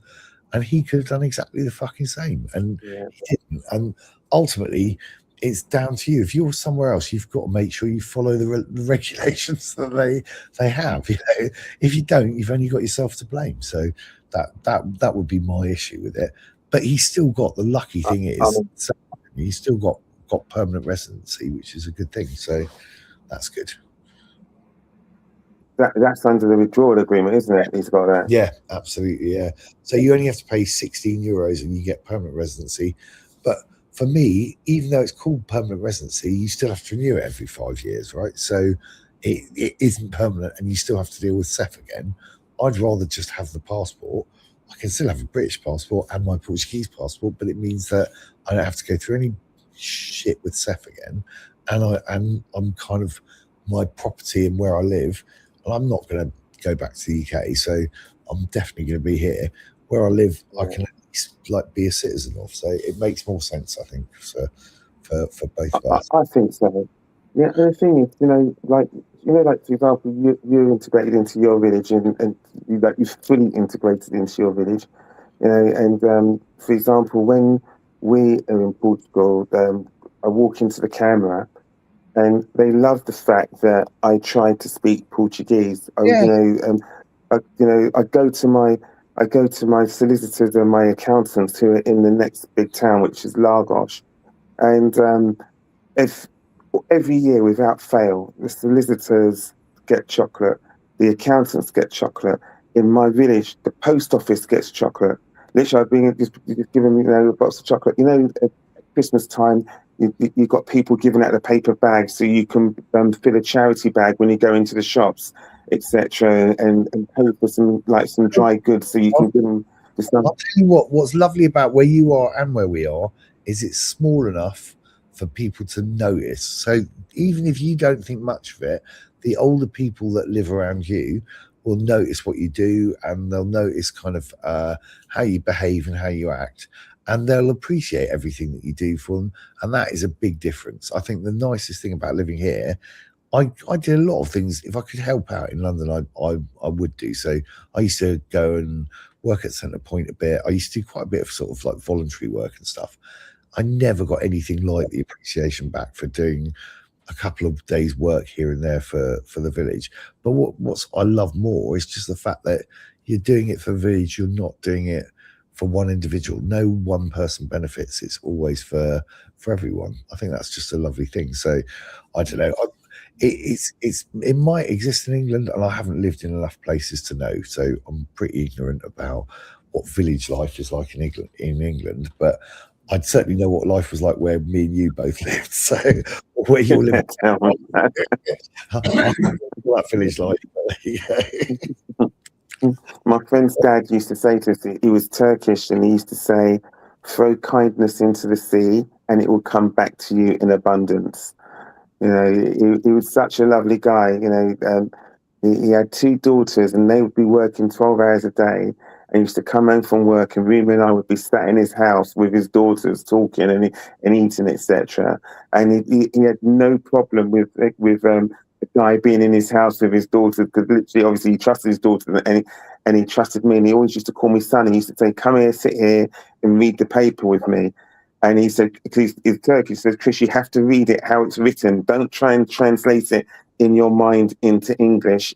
You're reading Turkish." So you sit there and you'd read the Turkish newspaper, and his mother-in-law could speak fluent English, but she never ever spoke a word of English to me.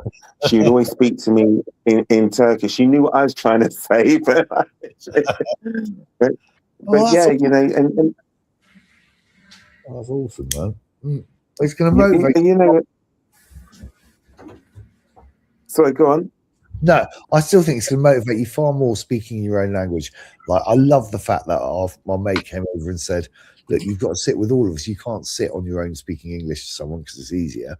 If I was in England, I wouldn't fucking go off and speak Portuguese with someone. I'd be trying to mingle with everyone." So it's nice. I like the fact they pull us up on it. I think that's really lovely. So it's a good thing, and it's nice that your mate's mum didn't speak a word of English and just spoke to you in Turkish. Is fucking fab, because you're not going to learn Turkish otherwise, are you? So exactly. And do you know what? And the thing is, growing up in Southeast London, especially in Lewisham, I mean, at a wedding, 75% of our guests were Turkish. Literally, Rima knew a large part of the Turkish community. Separately from me, I knew a large part of the Turkish community, and then we found out a majority of people that we both knew were related, but we just didn't know, because they go all the way down to their 20th cousin in line, sort of thing, And it was really interesting. So we had to split them up on tables, to mix them around with all the other guests. Otherwise, although they speak fluent English, they would have just been speaking Turkish all day. But when we went to Cyprus, to northern Cyprus, and the same mother-in-law of our friend's dad said to him, come to my house. We went to a house in the village. She's got like hundreds of quails, and she had this beautiful 4-poster bed, and she said to Rima, sit on the bed, and she took pictures with me on the bed and things like that. And she was just lovely. And it's like, you know, like when we came to yours for the Eurovision Song Contest party. Yeah. You know, and we then drove up because we told our friends in Sagres that we were these are the restaurateurs. We said, yeah, we're going up to Orca, and then, you know, and they said, oh, Orca, that's near Fundão. They said, you know, the best cherries in Portugal come from Fundão. And I'm speaking to Clint and Julie, and they said, you've got to come to ours tomorrow. So we went to theirs on the way to Nazaré. And we ended up picking like maybe 4 or 5 boxes of cherries, and they wouldn't give us any money for them. So they wouldn't accept our money. I was round at Clint's, and oh man, fucking hell, it was quite funny. So you know that Joe's got 2 kids now. So he had a daughter ago, and he's got a son now. And his son is a right fucking pain in the arse. Honestly, he's a real troublemaker, and I quite like that. I think it's quite fun. So we're sitting out on the balcony, me, Julie, Mariana, and Clint, and Di, and he locks us all out on the balcony. We had to bargain.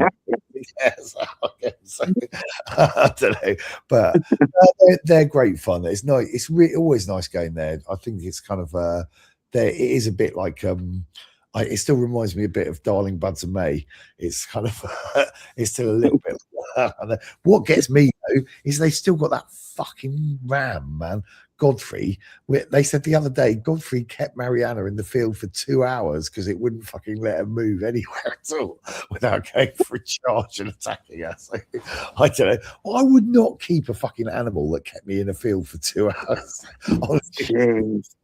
So I don't know. And I've just done a deal tonight, which I'm really happy about, where someone's going to bring their sheep along to clear a load of my land, and they're going to give me a lamb for it each year, which sounds fucking good to me. So they're going to clear the bit that I never fucking clear.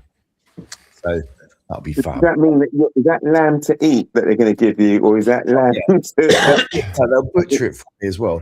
And the lamb I've had, the only thing I'd say with the lamb, they kill it really young. It's literally like having chicken bones. It's nothing like lamb you get back in the UK. It's not like you can get a slap of it or something. It's more like it's about 2 weeks old. I'll murder it and have really delicious. And so it's lamb veal. Yeah, it's kind of it's definitely kind of. It's only just popped out and they're butchering it. So I don't mind, but it tastes delicious on the barbecue. It's amazing. So yeah, I'll be happy with that, definitely. At least talking to one of my colleagues. At least I hope they save their cute little eyes. Yeah. So they are lovely though. I have to admit, when they're young, they're lovely, but when they get older, they're really stupid. And if they're like Godfrey, they're fucking dangerous. No. I know what happens. They either lay about or they try to kill you. So that's it. They're either covered in flies and won't get up, or they're not going to stop for you. So because Godfrey actually. So Godfrey's a sheep, right? Is that he's a sheep, isn't he, Godfrey? Yeah, he's a ram. So he's built like fucking Irish. I'm aware of Godfrey, and he's a ram. So he's fucking shit house. Honestly, go on. Sorry, Chris. Go for it. I'm sitting there thinking to myself, you know, all these things they say about the Welsh and being sheep shaggers and everything, right? Literally. I don't think that's true. Not with Godfrey. All right, I was gone at Cat's proper 18th birthday party. Sorry if people are joining in the chat. People are actually watching now. It is my cat's big 18th birthday, and so we had a celebration. But of course, that ended with the 14-year-old not coming out of his room, the 13-year-old coming out being less enthusiastic. And of course, it ended in tears with the 13-year-old, going away. So, yeah, that job well done. So, anyways, good deed. But anyways, like I assume you guys are talking about British politics, but we have a nice little chat. I'm going to pull up the comments since, by the way, I chatted with Lee went to bed. They're talking about the heat in California because Newbie Net's in chat. And we're being engaged by Antonio, who's up my way, but little higher in the hills. But so but he's in my neck of the woods here on the west side of the Lisboa area. Yeah, so just get a perspective because it's also World Cup time. So she's pointing out that that that so anyways. So but I'm trying to find the beginning of this. Oh yeah, all right, yeah. So yeah, because some of the games are going to be in California. And so then we're talking about the heat, and Antonio's talking about our temperatures here, how it's going to vary. It's going to scorch. It's going to scorch in the interior. And then some places, of course, the island's going to be cooler. I'm just trying to summarize it here so we don't go. You heard that, Chris? I want to hear your opinion on this, and Ken.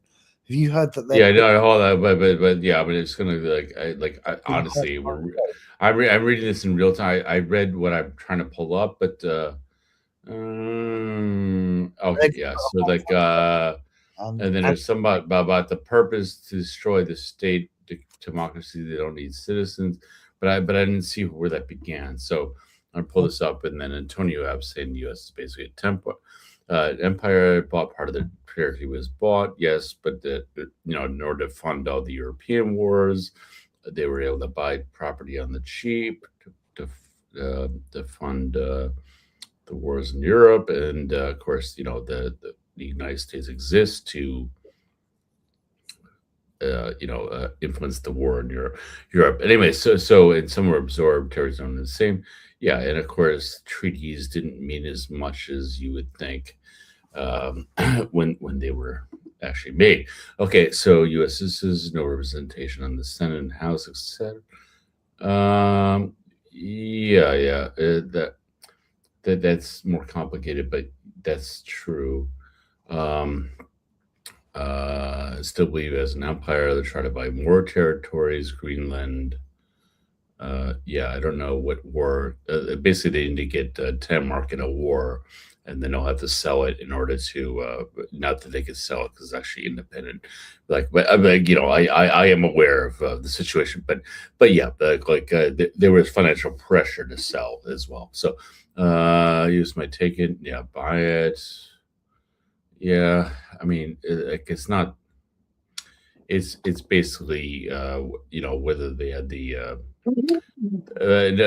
whether they had the bank the finances to do whatever the hell they can do to rape it. So, all right, that would be a mad move. Who's gonna stop it? I guess finances probably. And then might be headed a great division to expand empire, United States of Israel. Okay, and then don't know change relations to the U.S. Any area who had I just want to give a fair game to because I only assumed you guys talked about the state of England. Yeah, because if you didn't, I'll get you going on that again. I'll just mention the B word, Brexit, and then it was any area who has representation. Epstein's files sold out. Okay.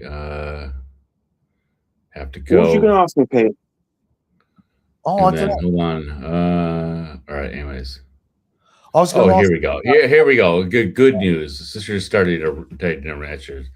His cows are halal slaughter, hoping for little meaty gifts. Yes. So obviously he'll the cow will be butchered in a very halal way. So, all right, gentlemen.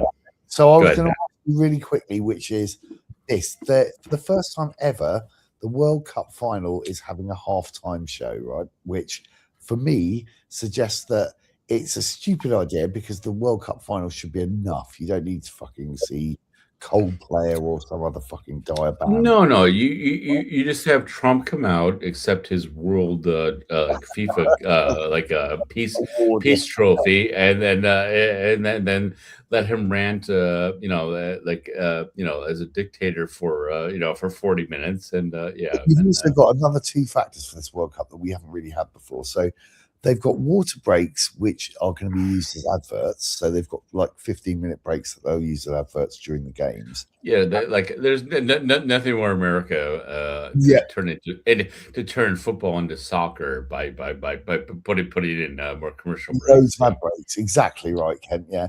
And also a lot of these games, just like in the World Club Cup final last year, are going to be subject to long delays. If there's bad quality air, or for example, if there's like a thunderstorm or some bad weather coming in, they will stop the game. They did in the World Club Cup final last year for, I think they had games Chelsea was involved in that were delayed by an hour or 2 hours. I think it's going to be a really interesting World Cup in terms of. I think it's awful that they've got that break or just a halftime show in the World Cup final. It's perfect for the cons who actually had to pay for a ticket. So yeah, it's all about money. I'll be honest with you. I don't think it's a great World Cup at all. To be honest with you, in terms of all the politics surrounding it, etc. I think a lot of people aren't going to view this as being a World Cup really after the event. I think the post-mortem will be we've played fantasy football World Cup to do it the proper way rather than this actual World Cup that's taking place. I mean, things in Canada. Why, Chris? I mean, first of all, like, thank God it's North America, not just the U.S. So, like, the games aren't just Mexico. They're spread around a little bit, and it is funny that it like the final is walking distance from the house I lived in Rutherford, which I told Eric if he would have got tickets, we could have put together a package together, but I sold that house because every year something fell off of it, so it wasn't worth it trying to deal with from Portugal. So anyways, yeah. So Chris, so why is it fantasy? I mean, obviously, there's extra weirdness, but also, like, I assume also the storm delays will also probably be background checks as well. But yeah. So but why is it not legit? I think it's because is it because it got expanded or what? Well, I think it's because. I think it's because of like the price of the tickets, stopping people from entering. But it's been years since that it's. They've also they've expanded the Champions League, right? Went from a reasonably small. No, I know that the field got expanded, but yeah. And now they've gone to 102 games in the World Cup when you used to be around 38, 39. It's the players are going to be playing so much football and in such bad conditions in terms of heat and humidity. Oh, come on! There was the Vagina Bowl in Qatar. So that if you want to complain about the heat, is that ridiculous thing? But then there's also liquor sponsors and the whole debate about the whole if you're playing in Mexico or Colorado, like the English team are, you've got to adjust to altitude up there, and then your next game may be sort of like at sea level. So there's a whole load of factors that are different from. You know what? Different challenges. Like you've gone different levels of video games. Like sometimes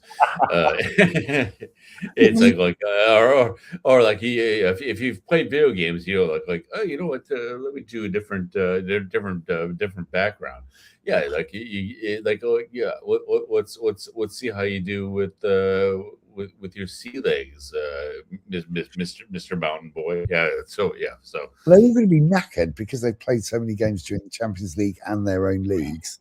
That a lot of the players, I don't know. I think it's going to throw up some really interesting results. I mean, it's going to even out. Like, do you think the Chilean team is going to be sad about having to play at altitude? No, You know, exactly. yeah, just because you might have a bunch of players from Brighton doesn't mean that or your Welsh team. Oh yeah, like you have to climb on that big hill. Yeah, so like it's just, and then let's even it out. So yeah, Oh, it's no, I it's mean, an I mean, they're all being played in oxygen. So it is even in some way, just maybe less in some places, but and physically, Kent, you live longer if you move to physically, like it's going to have the same composition, just like maybe but time moves a slow. little less concentration. So what? Per year, you get something like 0.3 seconds longer living at altitude than you do if you're living at sea level. So it Yeah. like not only does time move differently, but for years, lots of European settlers couldn't have kids when they moved off to Mexico, and they didn't realize why, and it was because the altitude they were at. So there's loads of things that are kind of are super different, but I just think I mean, we understand that things inflate differently at different altitudes. So maybe it was an inflation issue. Yeah. So it's a sperm issue. I don't think they functioned when they got above a certain altitude. Anyway, it's only people that kind of live at that altitude that can get pregnant. So it's a weird one. So if you wanted to go for unprotected sex, you're probably best off at altitude because you're unlikely to have a baby. To be honest, that's interesting because our buddy from Nepal, they went through a lot of effort with IVF, and then so the recommendation was to go back to Nepal. The what I was explained by our great Lee was that they were told that like to go back because she'll be more relaxed, but maybe it was altitude. So it's weird. That's a really interesting point to make. Yeah, because when you land at Kathmandu, you're landing at like. So I don't understand how I don't know this year's World Cup. How much sperm is in the official ball? In the ball sack. I understand that it's rounder than most people's, but how much sperm do they put in the official ball? So is that affected by the altitude? I think you have to speak to when it's trying to get in the goal, how much sperm is affected at different altitudes. You know what, you're a teacher professor, maybe you can explain it. Do you have a blackboard behind you? No, fucking hell, but I used to have a few awful sex education classes that I took, but please let me tell you, you still have the videos though. No, in fact, no videos or phones with cameras. Thank fuck, because I had a. Oh no, yeah, or at least you like the John Cleese, like with the bringing out the the woman to explain. Awful, it was not good, but there you go. But Chris knows all about those things. So, Chris, can you imagine what teaching sex ed at Corelli College like? They knew more than I did. Oh God, jeez. So. Wouldn't they be teaching you? Yeah, exactly. That's it. I might as well have been sitting there fucking being taught by them. Definitely. No, it was a weird one doing that. But I just think, I don't know, this year I just think it's too much football. Infantini, I don't think has done himself any favours by the ticket pricing, as you said, Chris. And I also just don't. I think the fact that people aren't even. You could pay all that money, and now you could get your flight cancelled because they're not going to refund you if they run out of fuel, and you won't get anything back. You could spend how much now? I think I remember looking at a poster for the 1970 World Cup, and they were charging 500 quid to watch all of England's games right up to the final if they got there. And that's the equivalent of about £5,000 today. I think you couldn't get into a single game for £5,000. Maybe you could get into like Peru versus Saudi Arabia or something, but I don't think you could get into many games for under £5,000.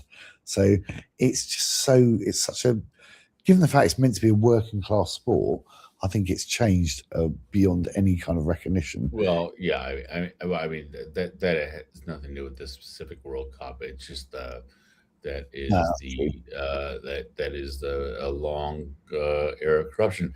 Newbie has a good point, and also good for you living in California because that's a good place to get some. But yeah, like it's funny. A lot of women are finding out what I've known for decades. Persian players are hot. They've always been a bit. Yeah, no, California's a good place to pick up Persian players of all persuasion. So yeah, so yeah. well, Like at least when I was spent time in LA. So all right. so I'm going to leave you good gentlemen to it because I'm I gonna. was gonna say like I came up to see if you guys are even going to the show. I'm off as well. I was saying well because you two been yammering for a bit. Yeah, so, for ages. So there you go. But I want to give our good people in the chat a good shout and as well. Just Definitely. before you go, what's really irritating? Newbie Nut, yeah, good shout on the Persian players. I'll keep my wink. I'll keep my wink out for them, and yes, stay What's cool, really people. irritating is next week on Saturday they've got rejoin the EU march in London, and I'm going to be on a plane, so I'm going to miss it. And that's so annoying because I really wanted to go to that. I love that question you made for Femi for Gary. That was fucking awesome. Oh yeah, Nubia says 2 hours there. I've been trying to keep track of it. I have the schedule what games are on television here, and then if I want to see something else, I'm gonna go to a pub, which is not an issue. But obviously if a game is broadcast here, I'll lay down on the couch and watch it. But anyways, Bump Smana, good night everyone. And I just want to say Chris, honest to God, if you want to get your if you want to visit me, do so before I fill it with books. Okay. Great. Good night everyone. Thanks for joining us. Good night. us. Take care, Bump. All right.